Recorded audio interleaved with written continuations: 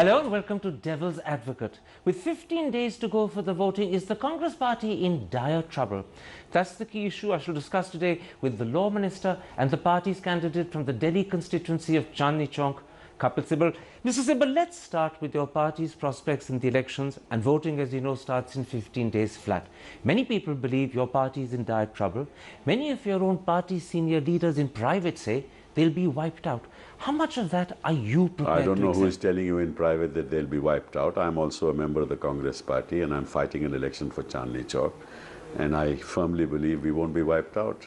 Let me tell you, when Rahul Gandhi last Sunday told PTI that Congress would do better than 209 and get more than 206 seats, most people laughed at him. And the kindest explanation was that what else could the poor chap say? No, I see what he said, why he said, what was in his mind when he said so, whether it's right or it's wrong, I'm not going to comment. But I'm little surprised that people laughed at it, because I think that shows that has a sense of arrogance, shows some arrogance, and it's mostly the BJP who's been, constantly arrogant and throughout the course of this election, and dismissive of the Congress party. Look at the daunting problems that you face this time around. First of all, the long list of people who've literally defected from your party. It includes Jagdambika Pal, Indrajit Rao, Purandeshwari Devi, Vinod Sharma, Bhagirath Prasad, the legislature party leader in Orissa, Bhupinder Singh, the former CM's wife, Hema Gamang, and now, today, Friday, Satpal Maharaj. Each of these is indicating the party is sinking. No, absolutely, completely wrong. Look, why did Jagdambika Pal shift? I mean, what is the history of Jagdambika Pal? I know him a little better than you do. And I think it's good that he left us. You mean it's a case of good riddance in his case? It's good riddance that Jagdambika Pal. What about your as far as parliamentary Indrajit Rao is concerned, the conflict is with the CM, with the Chief Minister of Haryana. It has nothing to do with the centre and the Congress party here. So he has his personal problems in Haryana. And you will find that in most of these cases, that's also true of Orissa. Bhupinder, it's also true of Bhupinder. So I think Hema Gamang, a former Chief Minister's wife? It's possible. It's possible. People look at their own prospects. Once again, people think that they may not be able to succeed in this constituency. Some other party may offer them a better constituency which they want, which the Congress will not give them. So don't take this at face value. I accept your argument that these are opportunists. Others take a different view. But let me put the opposite to you. How come no one is choosing to come to Congress? I can't think of a single person who's actually joined Congress at this point of time. In my constituency, any number of people from the Aam Aadmi Party and any number of people from the BJP want to join the Congress. Can you name a single big name, a household name? I don't want to, because I'm working with them. But you're really saying to me that Aam Aadmi people in Chandni Chowk are joining you?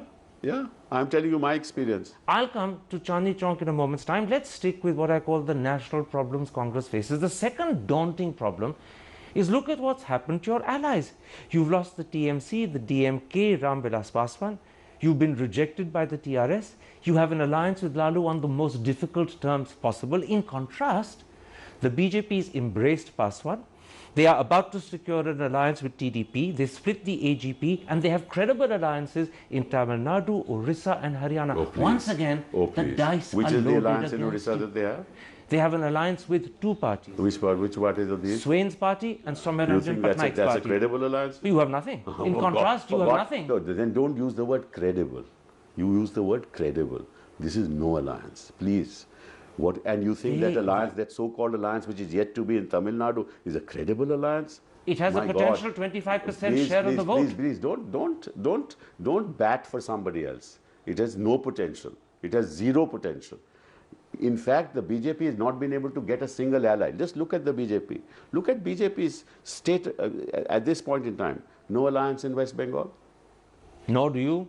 And you've broken the partner you have. You are attacking the Congress party. Am I not supposed to talk about the BJP? What? No alliance worth the name in Orissa. No alliance in West Bengal. No alliance, nothing in Kerala. Nothing in the Northeast except for that little split in the AGP, which is also irrelevant. No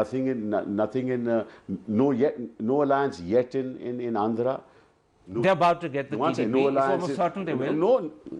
It's no alliance yet in Andhra.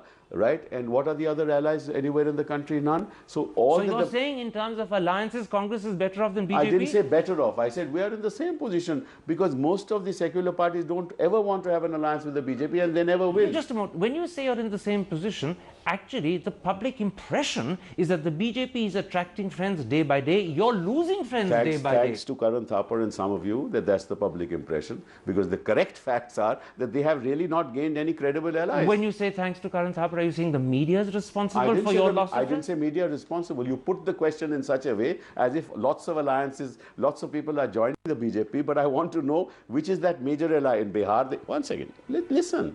In Bihar, they have no ally. In Maharashtra, there are allies leaving them. In Bihar, they have Ram Vilas Paswan. Come on, please, is he an ally? 7 seats, 3 you would members. Him? You're sorry you lost him? No, incidentally, we were very happy to get rid of him. I mean, that's another case of good riddance. Yes, very good, very much good riddance. Because he was negotiating, trying to negotiate 9 seats. Is this sour grapes each time you lose an ally, good riddance? Why do you say that? Because it's the second time you said good riddance. If I can say that it is good riddance, why do you say it's sour grapes? I'm just questioning. No, but that's hardly a question. How can it be sour grapes? When I say it's good riddance, you must accept that as a fact. Now, and in Maharashtra, they're losing their ally. The Shiv Sena is putting up a candidate against Modi in Varanasi. One second, let me talk of allies. So no gain in Punjab, it's their old ally. They wanted in Haryana, broken. One second. Please let me answer. Go right ahead, go right ahead. In Haryana, they said they were going to have an alliance with Kuldeep. Fell through. It hasn't, is it? Yes, it has. It hasn't. Your media reports it. If you say so, can you say authoritatively that it is not broken? The BJP claims that their alliance with Kuldeep Bishnoi continues. There is no alliance. There is no alliance. What are you saying continues? If you say in fact, on sheet sharing, in fact, they have said. One second, let me finish. So no alliance in Haryana, no alliance, old alliance in Punjab, Shiv Sena breaking down. Which are the alliances you're talking about? Let the audience... And yet you say, as Karan Thapar, that they are lots of people are coming to BJP. Let the audience judge your claim that their alliances are breaking down. Let the audience judge your claim that your position on alliances is as good or as bad as the BJP's. Exactly. I didn't Let the audience judge that. Yeah, exactly. I'm going to put to you what the polls are saying. Without a single poll disagreeing, they all suggest BJP could cross 200. Sadly, they all seem to suggest Congress could fall below 100. And even if there are questions about polling in India, the trend is clear. And the trend here is bad news for you. Let me tell you, Karan, and I can talk of Delhi because I know the ground reality of Delhi. In Delhi, we will win at least 3 or 4 seats. The polls don't say so. It's in response to that I'm saying this. So either the media believes the polls and decides that Narendra Modi is already the Prime Minister of India, or the media waits for the verdict of the people of India. And I don't agree with you at all. I don't agree. If Delhi is an example and you are saying 0 seats in Delhi, then I can tell you now we'll get at least 3 to 4. Let me then sum up what we've achieved so far. I put to you the long list of defections. You say these are opportunists. Some of them, in fact, is a case of good riddance as far as you're concerned. Right. I put to you the fact that people believe the BJP is acquiring allies, you're ruling allies. Your reply is that, in fact, when it comes to allies, the position is the same. You don't believe the BJP is gaining. I put to you the position about the polls. Your answer on polls is that actually the polls are mistaken. The polls may be giving the election to Mr. Modi. You don't believe that's the case. Congress is going to do much better. Absolutely. Let's approach this whole issue in a different way hereafter. What can you say to the people of India to overcome the fact that you have an image of corruption that surrounds you, of incompetence that surrounds you, and a heavy baggage of anti-incumbency, and yet can convince them that they should vote for you and give you a 3rd term in power? What can you say to convince them just despite give those me a odds? bit of time. Number 1, I want the people of India to tell me which member of the Council of Ministers of the UPA government belonging to the Congress party has been proceeded against in any corruption charge in the last 10 years. I grant that. Not Congress, but your allies. No, don't interrupt me. Don't interrupt me. This is a Congress speech to the people of this country, so please don't interrupt me. So it is true that in the last 10 years, not a single Congress minister, state or cabinet, is charged or proceeded against. As against that, 7 ministers in Karnataka belonging to the BJP are in jail. Yediyurappa, against whom there are charges, has been embraced by BJP. In Gujarat, a minister who's been convicted under the Prevention of Corruption Act is in the cabinet. Another minister, Solanki, against whom there are being proceeded against, is in the cabinet. A minister who has been charged for murder and convicted for murder, right, was in their cabinet. One second. In Maharashtra, all the members of Shivraj Chauhan's family have been given plots across the... One second, please. I just want to draw the conclusion out. No. Is this the reason why the country should give you a third term? No, I am not saying that. Please, you asked, you said, people believe the Congress is corrupt. I want to say through you to the people of this country, these are the facts. Now judge for yourself who is corrupt. Number two. But why should they vote for you? That's the question. You will let me answer the question. Now, if this is what the media has been projecting, that we are corrupt and the facts are otherwise, then you must understand that the media, through the media, people of India should know what we have done for this country. That's what I'm asking you. Those, I take it, are the reasons why they should give you a third term. What are they? I'm coming to that. Give me three. Main reasons. 14 crore people have been brought out of poverty. Number two, our GDP is, even in the worst of times, UPA2 is 7.17%, more than 5.9% in NDS. Even in the worst of times, the average is 7.1%. But wouldn't the GDP have anyway grown in 10 years? No, one second. I'm just telling you. Number three? Number two.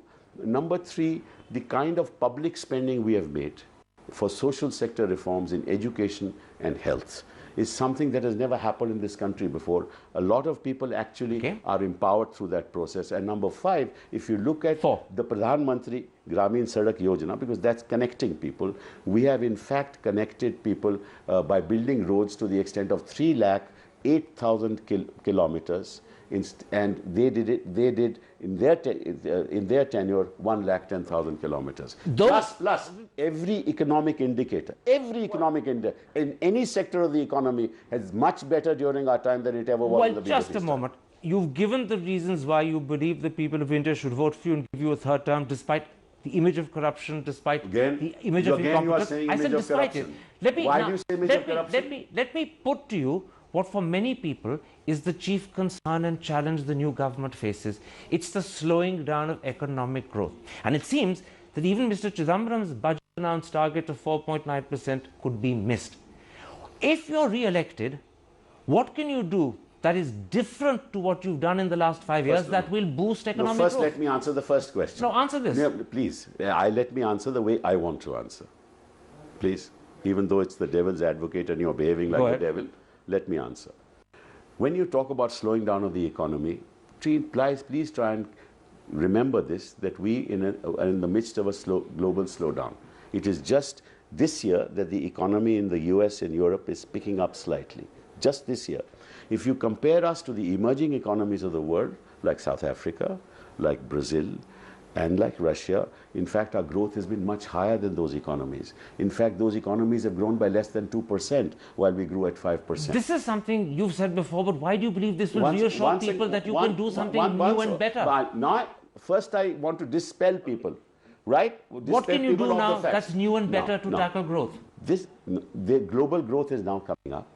Global demand is going up. So you'll rise on a rising tide. One second, global demand is going up. Hopefully, whichever government is formed, in fact, will embrace the policies of the UPA. And if we come to power, the policies on insurance, policies on multi-brand FDI retail. What insurance policy? Insurance bill hasn't been passed. It's been languishing. That's why we want the opposition to pass it.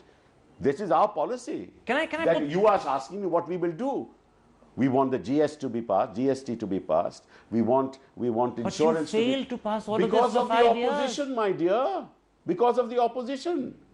We agreed to all their demands and yet they did not pass. My education bills, they did not pass a single education bill. Can I put this to you? You're blaming the opposition for the fact that bills that should have been passed didn't get passed. Yes. The problem you face is that investors, both home and abroad, have lost confidence in Congress. Let me finish and then you answer. The mere possibility that Mr. Modi may become Prime Minister is boosting the stock market, it's boosting the rupee. How can you give these investors confidence that a UPA3 will do what UPA2 failed to do? I'm shocked at the statement that you have made.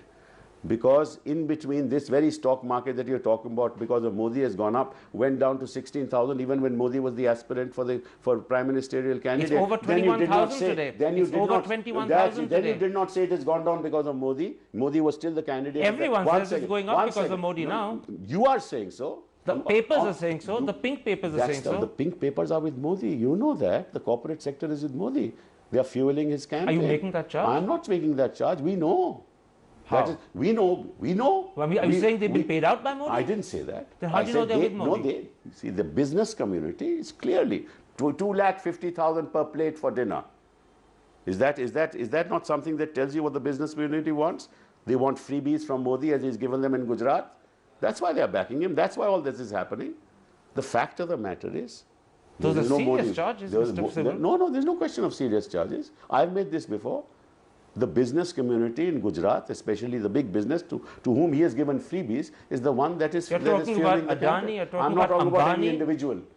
I'm talking about some business community in Gujarat has been funding all this. Let's take a break at that point. So I want to come back. And the fact that these fellows in opposition did not allow these important, significant bills to be passed shows how opposed they are to the prosperity of India. All right, you made that point earlier. Let's take a break. When I come back, I want to talk about two key concerns that matter to the people of India.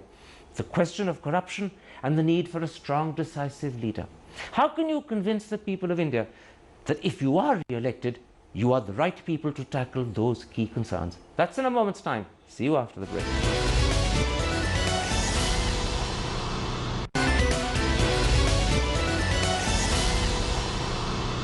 Welcome back to Devil's Advocate and an exclusive interview with the Law Minister, Kapil Sibbal. Mr. Sibbal, let's come to two concerns the country has. One is a concern to do with corruption.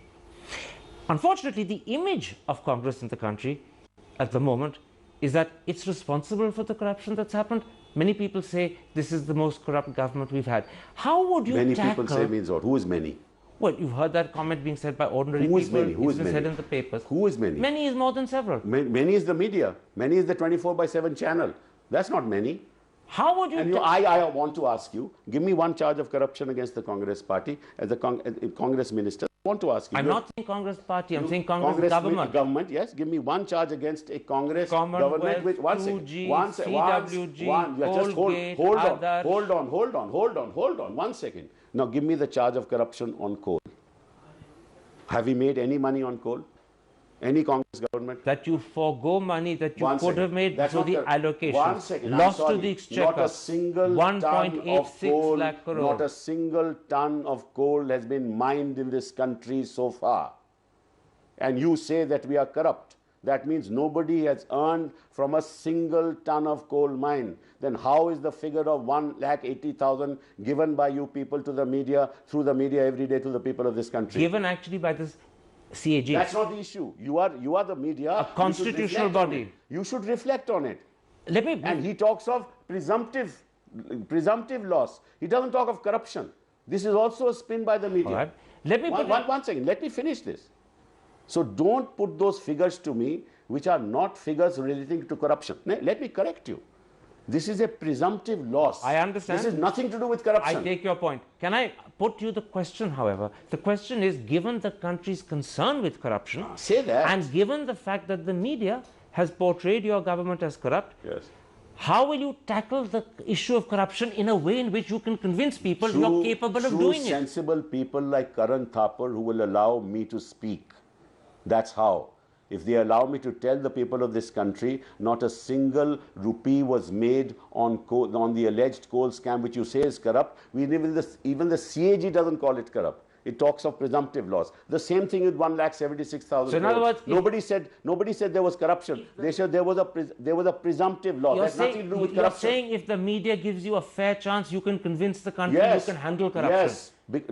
Of course, we are the only ones who have been handling corruption. The right to The information. media is throttling you in a It's sense. not. Don't put words in your mouth. But they're Karan. denying you the opportunity. No. The media has to be fair. I didn't say they deny me the opportunity. The media has not been fair because they have not been putting our point of view to the people of this country. One, listen first. In the CWG, who has been charged for corruption? Which member of the government, either of the state government or of the central government, has been charged? Although questions have been raised about... One second. Don't. You just said CWG, and I've asked you a question. Name me one person, and you are not able to answer this. You say questions are raised in the media. Is this fair? Is this a fair interview? All right. Let me come to the last issue of concern. People say they want a strong, decisive leader. Many believe that they have it in Narendra Modi. How do you convince them that Rahul Gandhi has the same qualities? Forget about anybody else. I can bet you Narendra Modi can never be Prime Minister of this country. The people of this country are too wise to allow a man who constantly thinks of himself and himself alone, who doesn't understand either history or the democratic processes of this country, who has destroyed the calm and peace of a state in which he was chief minister. 25 of his policemen are in jail today for charges for false encounters and murders. His minister has been convicted to death for murder. His ministers have been charged for that. And you think that man can never be chief prime minister of India? Clarify one thing for me. When you say Modi can never be, are you also saying Modi will never be? Will never be. Will never be. And Modi will lose the election. I did not say so. I said Modi will never be Prime Minister of this country. The people of India do not want Narendra Modi to be Prime Minister of this country. Very quickly, because we're really out of time. Are you suggesting BJP could win, but another man could become PM? I am not suggesting anything. You asked me a question. I've given you a straight answer. Modi will never be Prime Minister of India. Kapil Sibbal, a pleasure talking to you.